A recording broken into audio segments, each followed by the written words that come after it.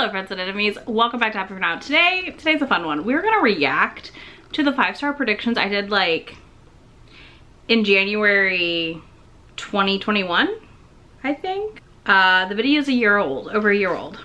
We're gonna watch it, we're gonna see what I read and see what I haven't read, and then we'll talk about my new 5-star prediction situation and what I'm carrying over and hopefully going to read before the end of the year. We'll see. About to leave. This is back when I had the old intro, y'all. I'm not.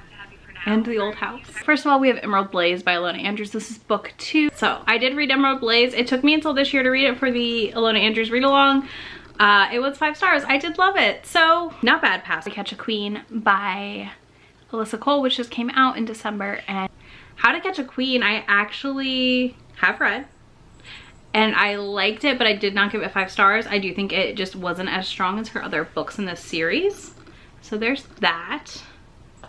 I literally have decided to skip the How to Find a Princess or whatever one because nobody I know liked it. But this one was like 4 stars. It just wasn't the same as her first royal series.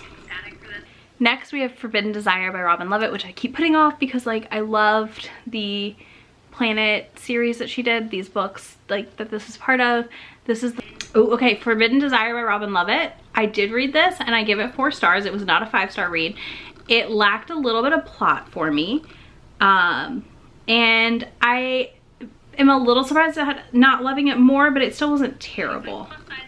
And then last but not least, we have Act Your Age, Eve Brown by Talia Hibbert. Okay, Act Your Age, Eve Brown. This is a good one. I loved this book. I gave it 5 stars. I felt very seen by her neurodivergency in this book. And the variance in the neurodivergency between her and the love interest, Jacob, I think. I don't remember his name. Anyways, really liked Act Your Age, Eve Brown. So go me. Dance 5-star predictions is Raybearer by Jordan Ifuko. I have an audio. Raybearer. I still haven't read Raybearer, y'all. I said I was going to read it when the sequel came out, and I didn't. So that's gotta happen soon. Heroines by Emily M. Danforth. I think it's gonna be a 5-star gothic horror for me. Okay, Plain Bad Heroines I've not read, and I don't know if I want to read it still or not. I'm torn on this one. I wanted to read it in the moment when I made this list, and it just honestly hasn't stuck with me the same way as I thought it would. So if you think I should read this one, let me know in the comments. Another one that I think is also probably going to be a 5-star read is A Beautifully Foolish Endeavor by Hank Green.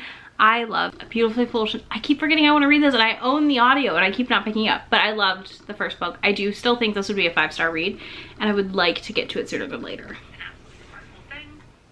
And then probably the easiest 5-star prediction on this list is going to be Across the Green Grass Fields by Shauna Maguire.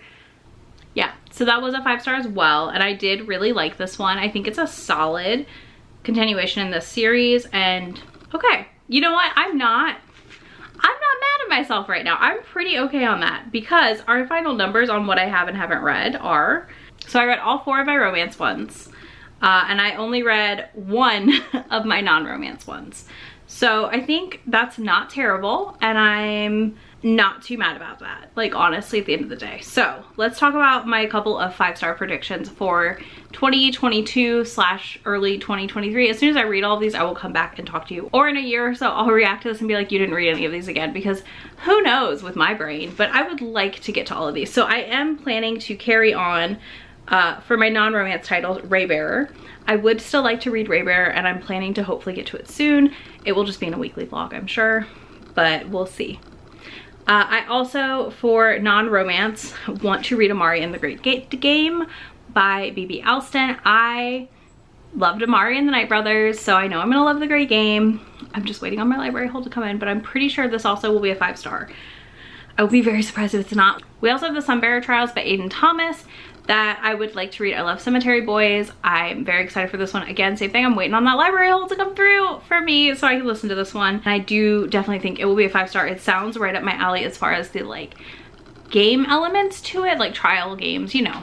I just think it looks really fun, and I love that cover. It is stunning, so I will not be upset if I love it enough to put it on my shelves. Then last for the non-romance, we have A Prayer for the Crown Child by Becky Chambers.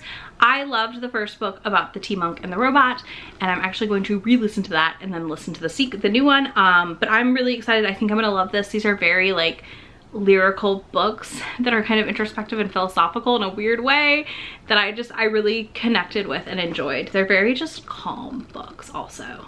All right, let's talk about the romance predictions because I think these are going to be interesting. First up, we have The Tyrant Alpha's Rejected Mate by Kate C. Wells. This is one that I picked up for free. It is in KU. And I have been like on edge to read because I think I'm gonna love it so much. And I'm terrified of not loving it. So I think it's gonna be a 5-star because this really features an alpha that rejects his fated mate and then they have to figure it out. And I think that's just a really interesting concept, and we don't get a lot of rejected fated mates romances. So I'm excited for this. Next, we have A Lot Like Adios by Alexis Daria. I loved You Had Me at Hola.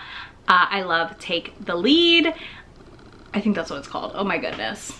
My brain might have just completely put on a different name. Anyways, it's her dance book. I just think I'm gonna like this. Like I really love the Primas of Power series. I like where it's going. I love the family in this. So if it's not at least a 4.5 or at least a 5, hopefully a 5, but I will not be surprised if it's like, I will be stunned if it's a 3. Let me put it that way. The next one is Lizzie Blake's Best Mistake by Maisie Eddings. I do want to read A Brush with Love, which is her first book, but this one, the reason I think it's gonna be a 5-star is it has ADHD rep in it. And I am so excited for more romances with ADHD rep that if I don't love this, I'm probably gonna be crying in the corner for a day or 2 after I read it. So far I've heard good things from friends who have read it that do have ADHD. So that's promising at the very least, but we'll see how that works out for me. We will see. Then I also have There Are No Saints by Sophie Lark on this list because honestly, it sounds like everything I want out of like a dark, twisted romance.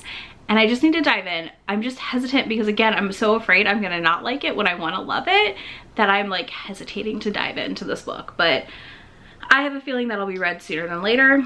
Then we have Her Revenge by Jade Presley. This is the sequel to Her Villains that I really, really loved. And I need to read the sequel. I'm just like not ready for it to be done. But this is a why choose romance based on Marvel heroes, kind of in a fantasy-esque world. And I really loved this book, the first one, and I'm really excited for book 2, but I'm also terrified that it's going to end in a way I don't like somehow, and I don't know what that way is, but I'm just nervous, so I haven't picked it up. But I'm hoping, above all hope, obviously it's on my 5-star predictions, that it is a 5-star for me, so we'll see. Last but not least, we have The Dead Romantics by Ashley Poston. So this is like the wild card on this list, okay? Because here's the thing, it's a ghost romance, and I love the idea, and I've not read a lot of ghost romances, and I just need to read a ghost romance, so we're hoping it's going to be everything I want. And then some. Those are my 5-star predictions. Hopefully through the rest of the year I will finish these and we'll come back at the end of the year and review them, or early January. And if we don't, I'll be back at some point to talk about them. Let me know your 5-star predictions, or if there's one of these you think I'm gonna love particularly well that you have read that you like think will definitely be a 5-star for me. Let me know in the comments. And if you don't want to do that, you can leave me a star emoji of your choice down there, and I will have links to all these books and links to Be My Friend anywhere on the internet, and I will talk to y'all in just a few days. Bye. Already packing, come with me. I'm not really asking. We'll get away to a place where we don't know.